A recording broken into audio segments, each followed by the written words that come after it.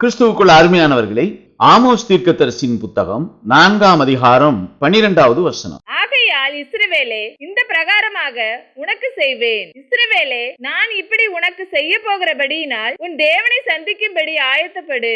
இஸ்ரவேலே, உன் தேவனை சந்திக்கும்படி நீ ஆயத்தப்படு என்று இங்கே சாட்சியிடப்பட்டிருக்கிறது. இஸ்ரவேல் தன்னுடைய தேவனை சந்திக்கும்படியாக தான் ஆயத்தமாக இருக்க வேண்டும் என்று இங்கே தீர்க்க தரிசனம் உரைக்கப்பட்டிருக்கிறது. யாக்கோபு பிரயாணம் பண்ணுகையில் தேவதூதர்கள் அவனை சந்தித்தார்கள். பின்னர் தேவன் அவனை சந்தித்தார். ஆதியாகமம் 32ஆம் அதிகாரம் 24, 28 மற்றும் 30 வசனங்களிலே நாம் பார்க்கிறோம். யாக்கோப்பு பிந்தி தனித்திருந்தான். அப்பொழுது ஒரு புருஷன் பொழுது விடியும் அளவும் அவனுடனே போராடி, அப்பொழுது அவர், உன் பேர் இனி யாக்கோப்பு எண்ணப்படாமல் இஸ்ரவேல் எண்ணப்படும், தேவனோடும் மனிதரோடும் போராடி மேற்கொண்டாயே என்றார். அப்பொழுது யாக்கோப்பு, நான் தேவனை முகமுகமாய் கண்டேன், உயிர் தப்பி பிழைத்தேன் என்று சொல்லி அந்த ஸ்தலத்துக்கு பெனியேல் என்று பெயரிட்டான். யாக்கோபு லாபானுடைய கூடாரத்தை விட்டு வெளிவந்து கர்த்தரால் நடத்துவிக்கப்படும் பொழுது அவனுடைய பிரயாணத்தின் போது தேவதூதர்கள் அவனை சந்தித்தார்கள். பின்னர் தேவன் அவனை சந்தித்தார் என்று நாம் பார்க்கிறோம். வாக்குத்தத்தம் பெற்றவனை அழைத்து செல்ல அவர் அங்கே அவனை சந்திக்கக்கூடிய ஒரு நிலை. யாக்கோபாக இருந்தவன் இஸ்ரவேலாக மாறுகிறான். யாக்கோபினுடைய சந்ததி பெருக ஆரம்பித்தது. இஸ்ரவேல் இந்த பூச்சக்கரம் முழுவதும் தன்னுடைய ராஜ்யத்தை நிரப்பத்தக்கதான ஒரு கிரியைகளை செய்யும்படியாக ஒரு பலத்த ஆசீர்வாதத்தை கொடுக்க கர்த்தர் அன்றைக்கு இஸ்ரவேலுடைய நாமம் கொண்டவனாக யாக்கோபை சந்தித்தார். யாக்கோபை சந்தித்த தேவன் யாக்கோபுக்கு ஆசீர்வாதத்தை கட்டளையிட்டார். யாக்கோபுக்கு இஸ்ரவேல் என்ற நாமத்தை மாற்றி அந்த இஸ்ரவேல் என்ற நாமம் இந்த பூமி உள்ளளவும் இருக்கும்படியான ஒரு பலத்த ஆசீர்வாதத்தை கட்டளையிட்டார். லூக்கா எழுதின சுவிசேஷம் 1ஆம் அதிகாரம் 74வது வசனத்திலே நாம் பார்க்கிறோம். தமது ஜனத்தை சந்தித்து மீட்டு கொண்டு நம்முடைய சத்துருக்களினின்றும் நம்மை பகைக்கிற யாவருடைய கைகளினின்றும் நம்மை ரட்சிக்கும்படிக்கு தேவன் தமது ஜனங்களை சந்திக்க என்று சொல்லப்பட்டிருக்கிறது. ஆமோஸ் தீர்க்கதரிசியின் புத்தகத்திலே நாம் பார்த்தோம், இஸ்ரவேலே, உன் தேவனை சந்திக்கும்படி நீ ஆயத்தப்படு என்று. இங்கே கர்த்தர் தமது ஜனங்களை சந்திக்க வருவதாக இங்கே சகரியா தீர்க்க தரிசனம் உரைக்கிறார். கர்த்தர் தனது ஜனங்களை சந்திக்க வருகிறார். யார் இந்த ஜனம்? அவருடைய சொந்த ஜனம். யார் அந்த சொந்த ஜனம்? இஸ்ரவேல் அவருடைய ஜனம். இஸ்ரவேல் என் ஜனம் என்று சாட்சி கொடுக்கிறார். பூமியும் அது நிறைவும் கர்த்தருடையது. சகலமும் அவர் மூலமாக அவராலே உருவாக்கப்பட்டது. சகல ஜனங்களும் அவருடையவர்கள். பூமியின் அதனுடைய சிருஷ்டிப்புகள் யாவும் அவருடையவர்கள், அவரால் சிருஷ்டிக்கப்பட்டவர்கள். ஆனால் இங்கே தம்முடைய ஜனம் என்று ஒரு ஜனத்தை பிரித்தெடுக்கிறார். அந்த ஜனம் இஸ்ரவேலராக சாட்சியிடப்படுகிறது. இந்த இஸ்ரவேல் என்ற அவருடைய ஜனம் மற்ற ஜனங்களில் இருந்து வேறு பிரிக்கப்பட்ட ஒரு ஜனம், மற்ற ஜனங்களில் இருந்து மகத்துவம் உள்ள கிருபையை பெற்ற ஒரு ஜனம். யாக்கோபு போராடி பெற்ற அந்த ஆசீர்வாதம் இஸ்ரவேல் ஜனங்கள்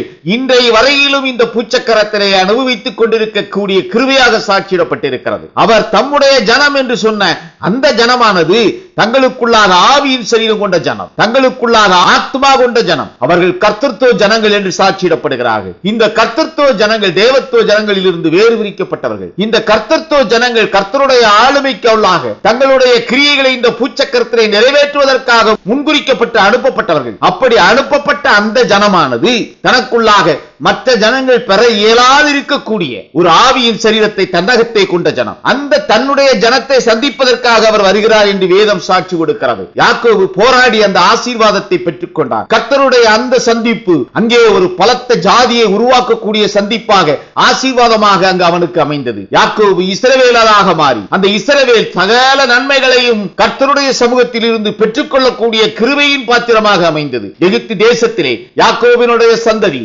அடிமைப்பட்டிருக்கக்கூடிய ஒரு வேளை அவர்களுடைய கூக்குரல் தேவ சமூகத்திலே எட்டினபடியினார் அவர்களை மீட்கும்படியாக கர்த்தர் அந்த ஜனங்களை சந்திக்கும்படியாக புறப்பட்டு வருகிறார்.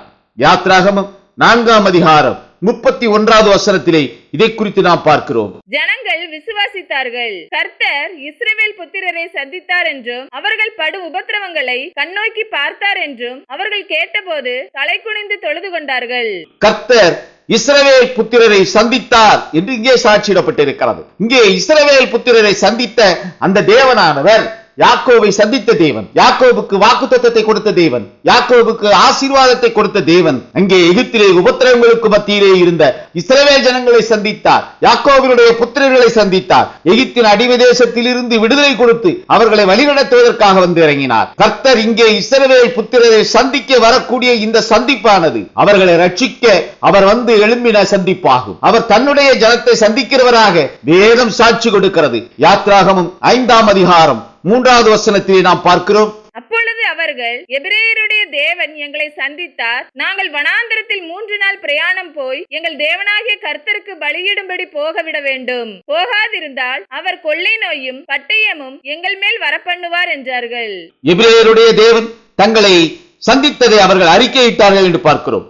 எபிரேயருடைய தேவன் இஸ்ரவேல் ஜனங்களை சந்தித்தார். எபிரேயருடைய தேவன் யாக்கோபினுடைய புத்திரரை சந்தித்தார். கர்த்தர் தம்முடைய ஜனத்தை சந்திக்க போவதை குறித்து அவர் தீர்க்க தரிசனமாகவும் அறிவித்திருக்கிறார். யாக்கோபு தேவ சமூகத்திலே சந்திப்பின் போது ஆசீர்வாதத்தை பெற்றவனாக தன்னுடைய சந்ததிக்கு அந்த ஆசீர்வாதத்தை பெற்றுக் கொடுத்த பாத்திரமாக காணப்படுகிறான். யாக்கோபு ஆசீர்வாதத்தை அந்த சந்திப்பின் போது தனக்கும் தன்னுடைய சந்ததிக்கும் போராடி பெற்றுக் கொண்டவனாக சாட்சியிடப்படுகிறான். அப்படி போராடி பெற்றுக்கொண்ட அந்த சந்திப்பின் போது கிடைத்த அந்த ஆசீர்வாதம் இஸ்ரவேல் ஜனங்கள் எகிப்து தேசத்துக்குள்ளாக பெருக ஆரம்பித்தார்கள். அப்படி பெருகி வளர்ந்த அந்த ஜனமானது சிறுமைப்படுத்தப்படக்கூடிய ஒரு நிலை. அப்படி சிறுமைப்படுத்தப்படக்கூடிய அந்த வேளையிலே கர்த்தர் அந்த ஜனங்களை சந்திக்க வந்து அந்த ஜனங்களை அங்கிருந்து மீட்டு எகிப்தின் அடிமை தேசத்தில் இருந்து அவர்களை மீட்டெடுத்துக் கொண்டு வந்து வாக்குத்தத்தம் பண்ணின கானான் தேசத்துக்குள்ளாக குடியமர்த்துவதற்காக அழைத்துச் செல்கிறார். இந்த நிகழ்வுகள் பின்னர் நிகழும் என்பதை அங்கே யோசேப்பு தீர்க்க தரிசனமாக தன்னுடைய சகோதரர்களிடத்திலே சாட்சி கொடுக்கிறார்.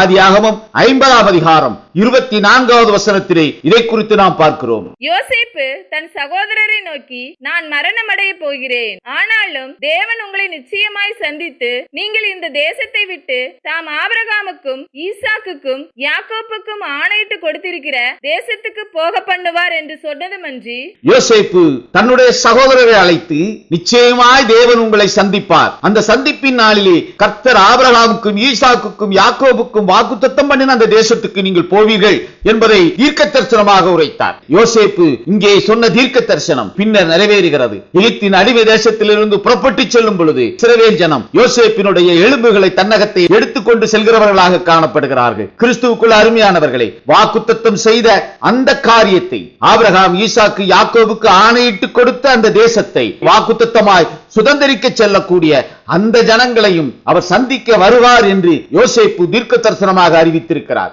யோசேப்பின் மூலம் தீர்க்க தரிசனமாக அறிவிக்கப்பட்ட இந்த கிரியையானது, இந்த சாட்சியானது பின்னர் மோசேயின் நாட்களிலே நிறைவேறுகிறதாக காணப்படுகிறது. கர்த்தர் தம்முடைய ஜனத்தை சந்திக்க வந்ததை சாட்சியிடக்கூடிய சாட்சியின் பாத்திரங்களாக மோசேயும் ஆரோனும் சாட்சிகளாக விளங்குகிறார்கள். எகிப்திலே உங்களுக்கு செய்யப்பட்டதை கண்டேன், உங்களை வாக்குத்தத்தம் பண்ணின தேசத்துக்கு கொண்டு போவேன் என்று யாத்ராகமம் 3ஆம் அதிகாரம் 16 மற்றும் 17 வசனங்களிலே நாம் பார்க்கிறோம். நீ போய் இஸ்ரவேலின் மூப்பரை கூட்டி அவர்களிடத்தில், ஆபிரகாம் ஈசாக்கு யாக்கோப்பு என்பவர்களுடைய தேவனாய் இருக்கிற உங்கள் பிதாக்களுடைய தேவனாகிய கர்த்தர் எனக்கு தரிசனமாகி உங்களை நிச்சயமாய் சந்தித்து எகிப்தில் உங்களுக்கு செய்யப்பட்டதை கண்டேன் என்றும், நான் உங்களை எகிப்தின் சிறுமையிலிருந்து நீக்கி பாலும் தேனும் ஓடுகிற தேசமாகிய கானானியர், ஏத்தியர், எமோரியர், பெரிசியர், ஏவியர், எபூசியருடைய தேசத்துக்கு கொண்டு போவேன் என்றும் சொன்னேன் என்றார் என்று சொல்லு. எகிப்திலே சிறுமைப்படுத்தப்பட்ட அந்த ஜனத்தை, எகிப்தின் அடிமை தேசத்திலே நெருக்கப்பட்ட அந்த ஜனத்தை கர்த்தர் வாக்குத்தத்தம் பண்ணின தேசத்துக்கு அழைத்து செல்ல போகிற அந்த கிரியைகளும் அங்கே முன்னமே சாட்சியாக தீர்க்க தரிசனமாக உரைக்கப்பட்டிருக்கிறது. கர்த்தர் தம்முடைய ஜனத்தை சந்திக்க வருவதை அவர் முன்னதாக தீர்க்க தரிசிகள் மூலமாக தீர்க்க தரிசனமாக உரைத்திருக்கிறார். அப்படி தீர்க்க தரிசனமாக உரைக்கப்பட்டது நிறைவேறும் பொழுது கர்த்தர் தம்முடைய ஜனத்தை சந்திக்க வந்திருக்கிறார் என்பதும் அங்கே சாட்சியிடப்படுகிறது. யோசேப்பு தீர்க்க தரிசனமாக உரைத்திருக்கிறார். அங்கே அந்த கிரியைகள் நிறைவேறும் பொழுது மோசே சாட்சியாக அறிவிக்கிறார். மோசேயும் ஆரோனும் அந்த கிரியைகளை நிறைவேற்றுகிற சாட்சிகளாக அன்றைக்கு சொன்ன வார்த்தை நிறைவேற போகிறது என்பதை இஸ்ரவேல் ஜனங்கள் மத்தியிலே சாட்சியிடுகிறவர்களாக நாம் பார்க்கிறோம். இஸ்ரவேலின் மூப்பர்கள் மத்தியிலே இதை குறித்து அவர்கள் சாட்சி கொடுக்கிறார்கள். கர்த்தர் தம்முடைய ஜனங்களை சந்திக்க வந்திருக்கிறார் என்று அங்கே யோசேப்பு சாட்சி கொடுத்தாரே, தீர்க்க தரிசனமாக உரைத்தாரே, தம்முடைய ஜனத்தை கர்த்தர் சந்திக்க வருவார் என்று அப்படியான சொல்லப்பட்ட அந்த தீர்க்க தரிசனமானது நிறைவேறுகிறதை தம்முடைய ஜனங்களுக்கு, இஸ்ரவேல் ஜனங்களுக்கு அவர் சந்திக்க வரக்கூடிய அந்த வேளை சாட்சியாக அறிவிக்கப்படுகிறது. இஸ்ரவேலரை எகிப்து தேசத்திலிருந்து வரவழைத்து செல்லும் பொழுது அவர் ஜனங்களை சந்திக்க ஒரு ஸ்தலத்தை தேர்ந்தெடுத்திருந்தார். மோசே, ஆரோன் என்பவர்களை முன்னின்று வழிநடத்தி அந்த ஜனங்களை வழிநடத்தி சென்றார். அப்படி வழிநடத்தப்பட்ட அந்த ஜனங்களை சந்திக்கும் பொருட்டாக தனக்கென்று ஒரு ஸ்தலத்தை தேர்ந்தெடுத்தார். அந்த ஸ்தலம் ஆசரிப்பு கூடாரம் என்று சாட்சியிடப்பட்டிருக்கிறது. பலிபீடம் இருக்கக்கூடிய அந்த ஸ்தலம் ஆசரிப்பு கூடாரம் என்று சாட்சியிடப்படுகிறது. அந்த ஆசரிப்பு கூடாரத்துக்குள்ளாக அந்த ஜனங்களுக்கு அவர் தன்னை வெளிப்படுத்தினார். அங்கே பிரமாணத்தை கட்டளையிட்டார். யாத்ராகமம் 29ஆம் அதிகாரம் 42வது வசனத்திலே நாம் பார்க்கிறோம். உன்னுடனே பேசும்படி நான் உங்களை சந்திக்கும் இடமாயிருக்கிற ஆசரிப்பு கூடாரத்தினுடைய வாசலாகிய கர்த்தருடைய சந்நிதியிலே உங்கள் தலைமுறை தோறும் செலுத்தப்பட வேண்டிய நித்திய சர்வாங்க தகன பலி இதுவே. பலிபீடம் இருக்கக்கூடிய ஸ்தலம் ஆசாரிப்பு கூடாரமாக சாட்சியிடப்பட்டிருக்கிறது. இந்த ஆசரிப்பு கூடாரம் இருக்கக்கூடிய இந்த ஸ்தலத்திலே இருக்கக்கூடிய பலிபீடத்திலே மாத்திரம் பலியிட இஸ்ரவேலர்கள் அனுமதிக்கப்படுகிறார்கள். ஏனென்றால் கண்ட இடத்திலும் பலியிட அவர்கள் அனுமதிக்கப்படவில்லை. இந்த பலிபீடத்திலே செய்யக்கூடிய பலி கர்த்தர் அவர்களை சந்திக்கும் போது அவர் சமூகத்திலே அது நினைவு கூறக்கூடிய பலியாக சாட்சியிடப்படுகிறது. கர்த்தர் சந்திக்கக்கூடிய அந்த ஆசரிப்பு கூடாரமாகிய அந்த கூடாரத்திலே சாட்சியின் பெட்டி இருக்கக்கூடிய இடமாக அது சாட்சியிடப்பட்டிருக்கிறது. சாட்சியின் பெட்டி அங்கே அந்த ஆசரிப்பு கூடாரத்திலே வைக்கப்பட்டு இருக்கிறது. அந்த சாட்சியின் பெட்டி இருக்கக்கூடிய அந்த ஸ்தலத்துக்கு சாட்சியின் சன்னதி என்று வேறொரு நாமமும் இடப்படுகிறது. ஆசாரிப்பு கூடாரத்திற்கு சாட்சியின் சன்னதி என்று வேறொரு நாமம் சூட்டப்படுகிறது. யாத்ராகமம் 30ஆம் அதிகாரம் 6வது வசனத்திலே இதை குறித்து நாம் பார்க்கிறோம். சாட்சி பெட்டிக்கு முன்னிருக்கும் திரைசீலைக்கும் நான் உன்னை சந்திக்கும் இடமாகிய சாட்சி சந்நிதியின் மேலுள்ள கிருபாசனத்துக்கும் முன்பாக அதை வைக்க கடவாய். கர்த்தர் தம்முடைய ஜனங்களை சந்தித்து அவர்களுடைய மாமிசத்திற்குரிய அந்த நன்மைகளை பெற்றுக் கொள்ளும்படியாக அங்கே அடிமை தேசத்தில் இருந்து எகிப்து தேசத்தில் இருந்து அவருடைய ஜனங்களை வாக்குத்தத்தம் பண்ணின கானான் தேசத்துக்குள்ளாக அழைத்துச் செல்வதற்காக கர்த்தர் அந்த ஜனங்களை சந்திப்பதற்காக வந்தார். அவர் சந்திக்க வருவதை சாட்சியிடக்கூடிய சாட்சியாக யோசேப்பின் மூலம் தீர்க்க தரிசனமாக உரைத்திருக்கிறார். இவைகள் யாவும் கர்த்தர் யாக்கோபை சந்தித்து அந்த வேளையிலே கிருபையாய் அந்த ரட்சிப்பை யாக்கோபு கர்த்தரிடத்திலிருந்து பெற்றுக்கொண்ட காரியமாக காணப்படுகிறது. இந்த சந்திப்பு இஸ்ரவேலர்களுக்கு மகத்துவமுள்ள ஒரு விடுதலையை கொடுத்தது. இஸ்ரவேல் ஜனங்களை ஒரு ரட்சிப்புக்குள்ளாக வழி நடத்தினது. அது அவர்கள் மாமிசத்திலே யாருக்கும் அடிமையில்லாது இருக்கக்கூடிய ஒரு வேளை. அவர்கள் சுதந்திரமாக வாக்குத்தத்தம் பண்ணின தேசத்துக்குள்ளாக அழைத்து செல்லக்கூடிய ஒரு வேளை. அதற்காக அங்கே கர்த்தர் தன்னை வெளிப்படுத்தினார். அதற்காக கர்த்தர் அந்த இடத்திலே அவர் அந்த ஜனங்களை சந்திக்க வந்தார். அந்த சந்திப்பு அவர்களுக்கு ரட்சிப்பை கொடுத்தது. அந்த சந்திப்பு அவர்களுக்கு ஒரு தேசத்தை கொடுத்தது. அந்த சந்திப்பு பாலும் தேனும் ஓடக்கூடிய அந்த ஆசீர்வாதம் மிக்க உள்ள ஒரு தேசத்தை, அவர்கள் பிரயாசப்படாது உருவாக்கப்பட்ட தோட்டங்களை கொண்டிருக்கக்கூடிய அந்த தேசத்தை அவர்களுக்கு கொடுத்தது. இவைகள் எல்லாம் கொடுக்கப்பட்டிருக்கிற சந்திப்பு மாமிசத்திலே நன்மையை கொடுப்பதற்காக கர்த்தர் முன்னமே அறிவித்து தீர்க்கதரிசிகள் மூலமாக உரைக்கப்பட்டதை நிறைவேற்றி அவர் கொடுத்த வாக்குத்தத்தத்தை நிறைவேற்றுகிறதாக சாட்சியிட்ட சாட்சியாகும். கிறிஸ்துவுக்குள் அருமையானவர்களை, கர்த்தர் தம்முடைய ஜனத்தை சந்திப்பதற்காக மற்றொரு சந்திப்பின் வேலை கொண்டு இருக்கிறது. லூக்கா எழுதின சுவிசேஷம் 7ஆம் அதிகாரம் 16வது வசனத்திலே இதை குறித்து நாம் பார்க்கிறோம். எல்லாரும் பயமடைந்து மகா தீர்க்கதரிசியானவர் நமக்குள்ளே தோன்றியிருக்கிறார் என்றும் தேவன் தமது ஜனங்களை சந்தித்தார் என்றும் சொல்லி தேவனை மகிமைப்படுத்தினார்கள்.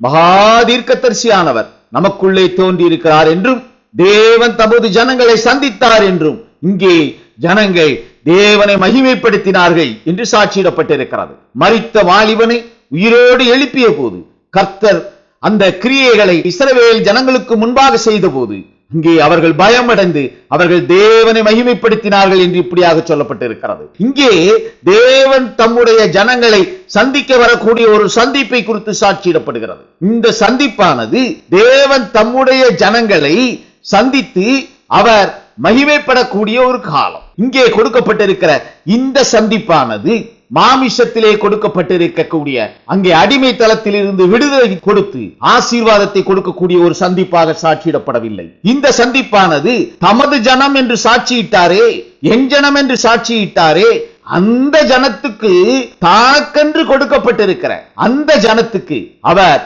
கொடுக்கக்கூடிய ஒரு நிறைவின் சந்திப்பாக சாட்சியிடப்பட்டிருக்கிறது. கிறிஸ்துவுக்குள் அருமையானவர்களே, தமது ஜனம் என்று கொடுக்கக்கூடிய அந்த நிலையிலிருந்து தனது என்ற நிலையை எடுக்கக்கூடிய ஒரு நிலை, தன் ஜனம் என்று கொடுக்கக்கூடிய சாட்சியை ஜனம் என்று கொடுக்கக்கூடிய சாட்சியாக அது விளங்குகிறது. தனது ஜனம் என்று கர்த்தத்துவத்துக்குள்ளாக உருவாக்கப்பட்ட அந்த உறவினை நிறுத்தக்கூடிய ஒரு நிலை, அந்த நிலை கர்த்தர் தம்முடைய ஜனங்களை இறுதியாக சந்திக்க வரக்கூடிய ஒரு சந்திப்பாக சாட்சியிடப்பட்டிருக்கிறது. அந்த சந்திப்பு வார்த்தையானவர் மாமிசத்திலே வெளிப்பட்டு சந்திக்க வரக்கூடிய ஒரு சந்திப்பாக சாட்சியிடப்படுகிறது. கர்த்தர் தம்முடைய ஜனத்தை சந்திக்க வரக்கூடிய இந்த சந்திப்பானது இஸ்ரவேலுக்கு கொடுக்கப்பட்டிருக்கக்கூடிய கர்த்தத்துவ கிரியையில் நிறுத்தப்படக்கூடிய ஒரு நிலையை கொடுக்கக்கூடிய சந்திப்பாக சாட்சியிடப்படுகிறது. இந்த சந்திப்பை குறித்துத்தான் ஆமோஸ் தீர்க்கதரிசி தீர்க்க தரிசனமாக அறிவித்திருக்கிறார்.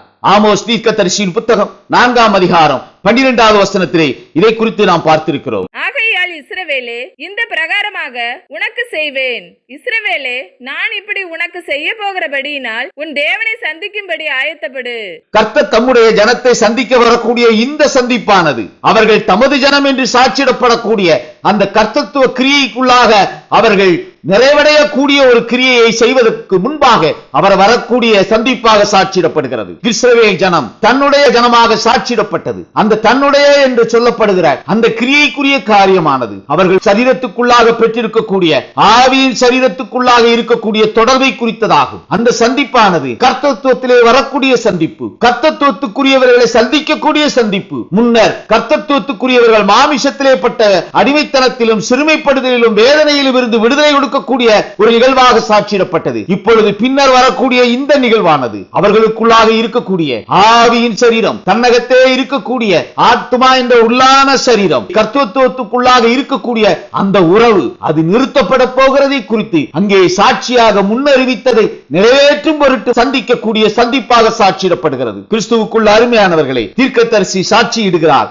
இஸ்ரவேலே, உன் தேவனை சந்திக்கும்படி நீ ஆயத்தப்படு என்று. இங்கே ஒரு சந்திக்கக்கூடிய இந்த சந்திப்பானது அவர்கள் தனது ஜனம் என்று சொல்லப்பட்டிருக்கிற அந்த கிருபையை இழக்க போகிற ஒரு நிலையை அந்த ஜனங்களுக்குள்ளாக அவர் வெளிப்படுத்தி கொடுக்கிறதை சாட்சியிடக்கூடிய சாட்சி நிகழ்வாக அறிவிக்கப்படுகிறது. இந்த நிகழ்வு அவர்களுக்குள்ளாக இருக்கக்கூடிய கர்த்தத்துவ ஆசீர்வாதத்தை எடுத்துக்கொள்ளக்கூடிய ஒரு நிலை. முன்னர் தேவத்துவ ஆசீர்வாதத்தை கொடுப்பதற்காக தனது ஜனத்தை சந்திக்க வந்தார். இங்கே மறுபடியும் அவர் தனது ஜனத்தை சந்திக்க வந்தபோது அவர்களுக்குள்ளாக இருந்த அந்த கர்த்தத்துவ கிரியையை, கர்த்தத்துவத்துக்குரிய அந்த சாட்சியை அவர்கள் மத்தியிலே நிறுத்த போகிற நிலையை அவர்களிடத்திலே எச்சரிப்பாக கொண்டு வந்து சேர்ப்பதற்காக அவர் அவர்களை சந்திக்க வருகிறார். கர்த்தர் தம்முடைய ஜனத்தை சந்திக்க வரக்கூடிய இந்த சந்திப்பை குறித்து சகரியா தீர்க்க தரிசனமாக உரைக்கிறார். லூக்கா எழுதின சுவிசேஷம் 1 அதிகாரம் 73, 74 மற்றும் 75 வசனங்களிலே இதை குறித்து நாம் பார்க்கிறோம். ஆதி முதற் கொண்டிருந்த தம்முடைய பரிசுத்த தீர்க்கதரிசிகளின் வாக்கினால் தாம் சொன்னபடியே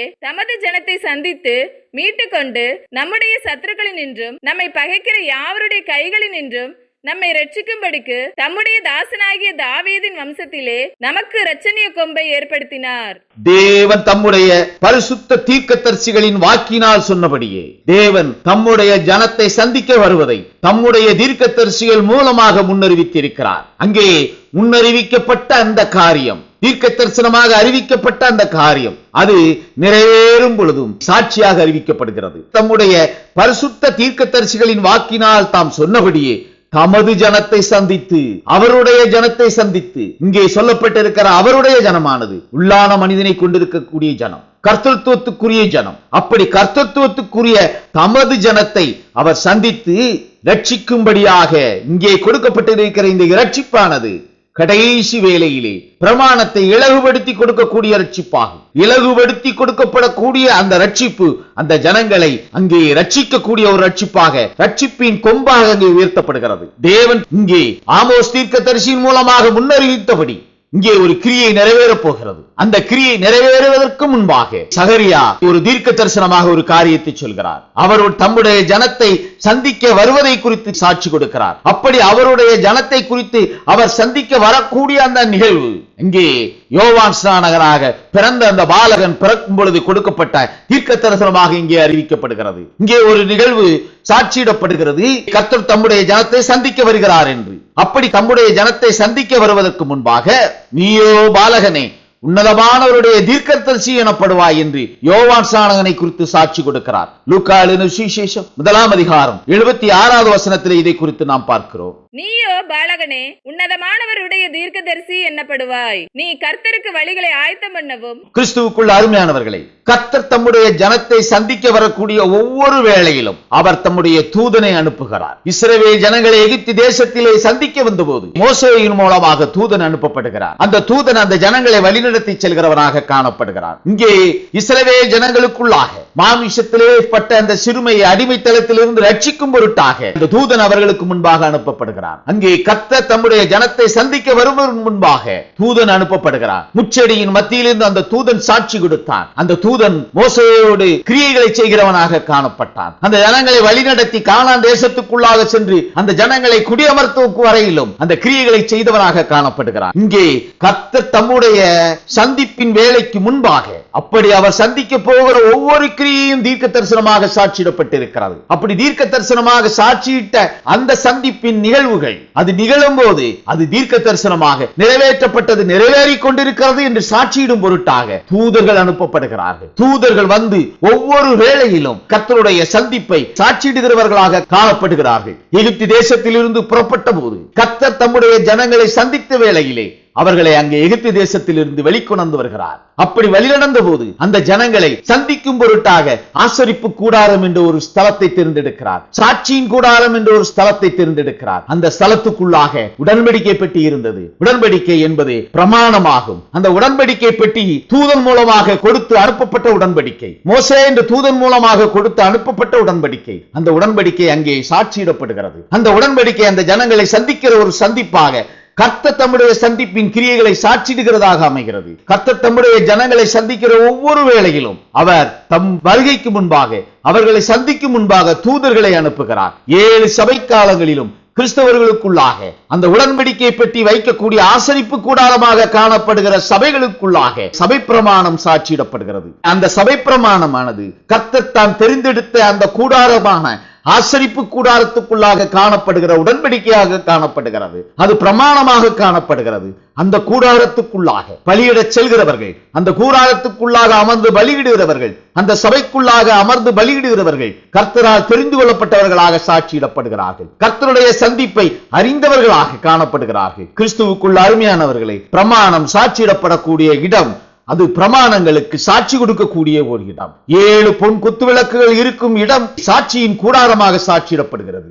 7 பொன் குத்துவிளக்குகளும் இருக்கக்கூடிய அந்த இடம் 7 சபை காலங்களிலும் கர்த்தர் ஆசரிப்புக்கென்று தெரிந்தெடுத்த ஸ்தலமாக சாட்சியிடப்படுகிறது. கர்த்தர் தம்முடைய பிரமாணத்தை சாட்சியிடுவதற்காக கொடுக்கப்பட்டிருக்கக்கூடிய ஸ்தலமாக காணப்படுகிறது. அந்த ஸ்தலத்துக்குள்ளாக, அந்த ஆசரிப்பு கூடாரத்துக்குள்ளாக, அந்த சபைக்குள்ளாக, அந்த குத்துவிளக்கை எரிந்து கொண்டிருக்கக்கூடிய அந்த ஒளிக்குள்ளாக கடந்து வந்து சென்று பலியிடுகிறவன் கர்த்தருடைய சந்திப்பை அங்கீகரித்தவனாக, கர்த்தருடைய சந்திப்புக்குள்ளாக அவரை சந்திக்கிறவனாக சாட்சியிடப்படுகிறார். நித்திய ஜீவனை பெறக்கூடிய கிருபையை பெற்றவனாக சாட்சியிடப்படுகிறார். கர்த்தர் எப்படி இஸ்ரவேலர்களை சந்திக்க அங்கே மாமிசத்திலே வெளிப்பட்டு வந்தாரோ அதே போல அந்த வார்த்தையானது கிறிஸ்தவர்களையும் சந்திக்க வரும். கிறிஸ்தவர்களை சந்திக்க வரக்கூடிய அந்த சந்திப்பின் நிலையானது சகரியா தீர்க்கதரிசியின் மூலமாக சாட்சியிடப்பட்டிருக்கிறது. சகரியா தீர்க்கதரிசியின் புத்தகம் 2ஆம் அதிகாரம் 3, 7 மற்றும் 8 வசனங்கள். இதோ என்னோடே பேசின தூதன் புறப்பட்ட போது வேறொரு தூதன் அவரை சந்திக்கும்படி புறப்பட்டு வந்தான். பாபிலோன் குமாரத்தினிடத்தில் குடியிருக்கிற சீயோனே, உன்னை விடுவித்துக்கொள், பிற்பாடு மகிமை உண்டாகும் என்று சேனைகளின் கர்த்தர் சொல்லுகிறார். உங்களை கொள்ளையிட்ட ஜாதிகளிடத்துக்கு என்னை அனுப்பினார். உங்களை தொடுகிறவன் அவருடைய கண்மணியை தொடுகிறான். தூதன் சந்திக்கும்படி புறப்பட்டு வந்தான். அந்த தூதனானவன், பாபிலோன் குமாரத்தினிடத்தில் குடியிருக்கிற சீயோனே, உன்னை விடுவித்துக்கொள், பிற்பாடு மகிமை உண்டாகும் என்று கர்த்தர் சொல்லுகிறதாக சாட்சியிடுவான். இங்கே தீர்க்க தரிசனமாக உரைக்கப்பட்டிருக்கிறது. தூதன் புறப்பட்டு வந்து சந்திக்க வருவான். கிறிஸ்தவர்களாகிய நம்மை சந்திக்க வருவான். அப்படி சந்திக்க வரக்கூடிய வேளையிலே ஒரு நிகழ்வு நிகழ்ந்ததாக காணப்படுகிறது. ஏனென்றால் அந்த நிகழ்வானது அங்கே பாபிலோனாக மாறி இருக்கக்கூடிய எருசலேமை கொண்டு சாட்சியிடப்பட்டிருக்கிறது. அந்த எருசலேம் புதிய எருசலேமாக மாறி அங்கே புறஜாதிகளாகிய நமக்கு ஒளியை கொடுக்கக்கூடிய கூடாரமாக சாட்சியிடப்பட்டிருக்கிறது. அந்த கூடாரத்துக்குள்ளாக வார்த்தை சாட்சியிடப்படும்படியாக தூதன் அனுப்பப்படுகிறார். பாபிலோனாக மாறி இருக்கக்கூடிய அந்த எருசலேமுக்குள்ளாக இருக்கக்கூடிய அவருடைய ஜனம், கர்த்தருடைய ஜனம் என்று சாட்சியிடக்கூடிய நித்திய ஜீவனுக்குரிய ஜனம் வெளிவந்து தன்னுடைய வார்த்தைக்குள்ளாக வரும்படியாக அவர் கொடுக்கக்கூடிய அறைகோளாக அமையும் என்று தீர்க்க தரிசனமாக சாட்சியிடப்பட்டிருக்கிறது. கர்த்தர் தம்முடைய ஜனத்தை சந்திக்க வரக்கூடிய அந்த ஜனமானது கிறிஸ்தவர்களாக சாட்சியிடப்படுகிறார். இங்கே கிறிஸ்தவர்களாக நமக்குள்ளாக ஆவியின் சரீரம் கொண்டவர்களாக கிருபை பெற்றவர்களாக காணப்படுகிற நம்மை சந்திக்க அவர் வரக்கூடிய வருகை. கர்த்தர் நம்மை சந்திக்க வருகிறார். கர்த்தருடைய ஜனமாகிய நம்மை அவர் சந்திக்க வருகிறார். இந்த சந்திப்பு ரகசியமாக இருக்கக்கூடிய சந்திப்பாக இருக்கும் என்று சாட்சியிடப்பட்டிருக்கிறது. இந்த சந்திப்பு பகிரங்க சந்திப்பாக இல்லை. இயேசு கிறிஸ்து மாமிசத்திலே வெளிப்பட்ட போது இஸ்ரவேலர்களை அவர் சந்திக்கும் பொருட்டாக மாமிசத்திலே காணத்தக்க விதமாக வந்தார். ஆனால் அந்த வார்த்தையானது இங்கே கிறிஸ்தவர்களாகிய நம்மை ரட்சிக்கும் பொருட்டாக, அது தன்னை வெளிப்படுத்தும் பொழுது, கிறிஸ்தவர்களாகிய நம்மை சந்திக்க வரும் பொழுது, அது பூரணமாய் தன்னை வெளிப்படுத்தக்கூடிய காணக்கூடிய தன்மையிலே அல்லாதபடிக்கு அது வார்த்தையாய் தன்னை வெளிப்படுத்தக்கூடிய நிலைக்குள்ளாக காணப்படும். இந்த சந்திப்பு ரகசிய சந்திப்பு என்று சாட்சியிடப்பட்டிருக்கிறது. இந்த சந்திப்பானது வெளியரங்கமாய் அல்லாதபடிக்கு இங்கே வார்த்தையாய் தன்னை கொண்டு வெளிப்படுத்தக்கூடிய சந்திப்பாக சாட்சியிடப்படும். இந்த சந்திப்பின் வேளையிலே நிகழக்கூடிய இந்த கிரியையானது மணவாட்டியை அவர் எடுத்துக்கொள்ளக்கூடிய கிரியையாகும். இரகசிய வருகையின் போது மணவாட்டியை எடுத்துக்கொள்வதற்காக கர்த்தர் இந்த சந்திப்புக்கு வருகிறார். கர்த்தர் தன்னுடைய ஜனத்தை சந்திக்க வருகிறார். தன்னுடைய மணவாட்டியை சந்திக்க வருகிறார். நித்திய காலமாய் தன்னுடைய ராஜ்யத்திலே தன்னோடு எடுத்துச் செல்லும் பொருட்டாக அவர் தம்முடைய ஜனமாகிய கிறிஸ்தவர்களை சந்திக்க வருகிறார். அவர் தம்முடைய ஜனத்தை சந்திக்க வரக்கூடிய இந்த நிகழ்வு தீர்க்க தரிசனமாக அறிவிக்கப்பட்டிருக்கிறது. சபை காலங்கள் நிறைவேறின பின், பிரமாணத்தின் காலம் நிறைவேறின பின் அவர் தம்முடைய ஜனங்களை சந்திக்க வரப்போகிறார். சபை பிரமாணம் நிறைவேறி இருக்கக்கூடிய வேளையிலே அவர் தம்முடைய ஜனங்களை சந்திக்க வரப்போகிறார். அப்படி அவர் தம்முடைய ஜனங்களை சந்திக்க வரக்கூடிய இந்த நிகழ்வுகள் யாவும் முன்னதாக தீர்க்க தரிசனமாக அறிவிக்கப்பட்டிருக்கிறது. அப்படி முன்னதாக தீர்க்க தரிசனமாக அறிவிக்கப்பட்டது நிறைவேறும் போது அவர் தம்முடைய தூதர்களை அனுப்ப வேண்டும். அவர் தம்முடைய தூதனை அனுப்பி தம்முடைய ஜனத்தை சந்திக்க வருகிறார். மல்கியா தீர்க்கதரிசியின் புத்தகம் 4ஆம் அதிகாரம் 5 மற்றும் 6 வசனங்களை நாம் பார்க்கிறோம். இதோ கர்த்தருடைய பெரிதும் பயங்கரமான நாள் வருகிறதற்கு முன்னே நான் உங்களிடத்திற்கு எலியா தீர்க்கதரிசியை அனுப்புகிறேன். நான் வந்து பூமியை சங்காரத்தால் அடிக்காதபடிக்கு அவன் பிதாக்களுடைய இருதயத்தை பிள்ளைகளிடத்திற்கும் பிள்ளைகளுடைய இருதயத்தை அவர்கள் பிதாக்களிடத்திற்கும் திருப்புவான்.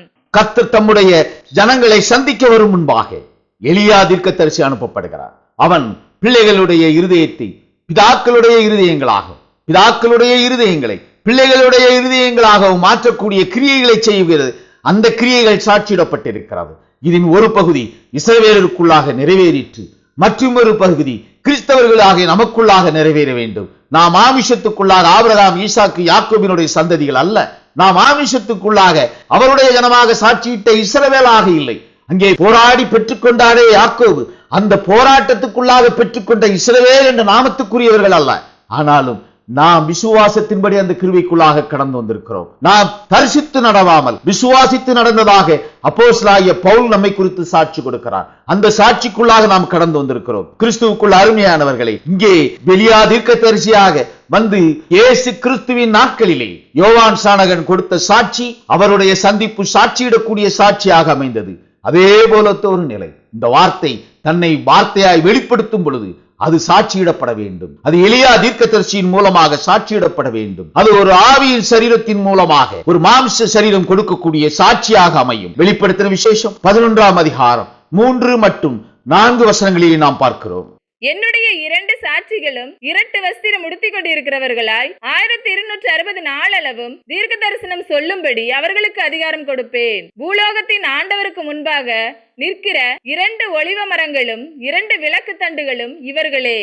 கர்த்தருடைய 2 சாட்சிகள் 2 ஒலிவ மரங்களாக சாட்சியிடப்பட்டிருக்கிறது. இதில் ஒரு ஒலிவ மரமானது நேரடியாகவும் மற்றொரு ஒலிவ மரமானது மறைமுகமாகவும் சாட்சி கொடுக்கும். நேரடியாக யோவான் ஸ்நானகன் மூலம் எலியாவின் ஆவியாக வந்து இறங்கி இயேசு கிறிஸ்து என்ற வார்த்தை மாமிசத்திலே வெளிப்பட்டதை, கர்த்தர் தம்முடைய ஜனத்தை சந்திக்க வந்திருக்கிறதை சாட்சியிட்டது. யோவான் ஸ்நானகன் எலியாவின் ஆவியின் பலன் கொண்டவனாக சாட்சியிடப்பட்டார். அது நேரடியாக கொடுத்த சாட்சி. அங்கே மறுரூபமாகும் போது தம்முடைய சீஷர்களுக்கு முன்பாக அவர் தன்னை வெளிப்படுத்தும் பொழுது அங்கே தன்னுடைய சீஷர்களுக்குள் தெரிந்து கொள்ளப்பட்டவர்கள் மோசேயும் எலியாவும் அவரோடு சம்பாஷிக்கிறவர்களாக காணப்பட்டதை கண்டார். கிறிஸ்துவுக்குள் அருமையானவர்களே, அங்கே மோசே மறைமுகமாக தன்னை வெளிப்படுத்தினார். அவர்கள் யாருக்கு தன்னை வெளிப்படுத்த வேண்டும் என்று பிதாவினால் கட்டளையிடப்பட்டதோ அவர்களே மோசேயை கண்டவர்களாக காணப்படுகிறார்கள். அதே போலத்த ஒரு நிலை வார்த்தை சாட்சியிடப்படும் பொழுதும் இந்த பூச்சக்கரத்திலே நிகழும். கர்த்தர் தம்முடைய ஜனமாகிய கிறிஸ்தவர்களை சந்திக்க வரும் பொழுதும் அதே போலத்த ஒரு நிலை இங்கே பூச்சக்கரத்திலே நிகழும். கிறிஸ்தவர்களாகிய நாம் அவரை சந்திக்க ஆயத்தமாக இருக்க வேண்டும். அவர் தம்முடைய ஜனத்தை சந்திக்க வரக்கூடிய அந்த நிகழ்வு சாட்சியிடும் பொழுது அங்கே அவர் தம்முடைய ஜனத்தை சந்திக்க வருகிறதை கொடுக்கக்கூடிய சாட்சியை நாம் அங்கீகரிக்கிறவர்களாக காணப்படும் பொழுது, சாட்சிக்குரியவர்களை நாம் ஏற்றுக்கொள்கிறவர்களாக காணப்படும் பொழுது நாமும் அவருடைய ரகசிய வருகையிலே எடுத்துக்கொள்ளப்பட கிருபையை பெற்ற ஜனமாக காணப்படுவோம். கர்த்தர் அந்த கிருபையை நமக்கு தரும்படியாய் தேவ சமூகத்திலே நம்மை ஒப்புக் கொடுப்போம். கர்த்தர் பெரிய காரியங்களை செய்வார். ஆமென், ஆமென், ஆமென்.